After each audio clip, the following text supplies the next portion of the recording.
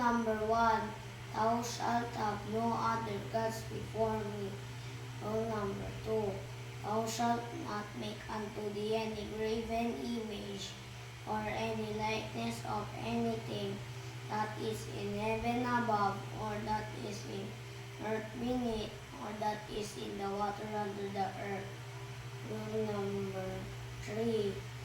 Thou shalt not take the name of the Lord thy God in vain, for the Lord will not hold him guiltless that taketh his name in vain. Rule number 4.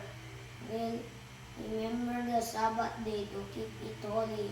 Rule number 5.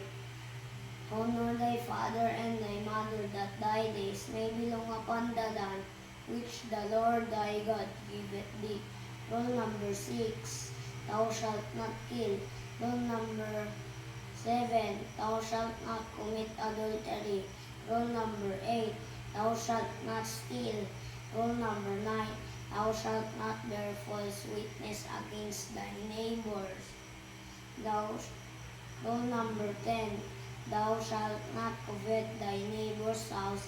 Thou shalt not covet thy neighbor's wife, nor his manservant, nor his maidservant, nor his ox, nor his ass, nor is anything that is thy neighbor's. Uy, galing ah. Very good.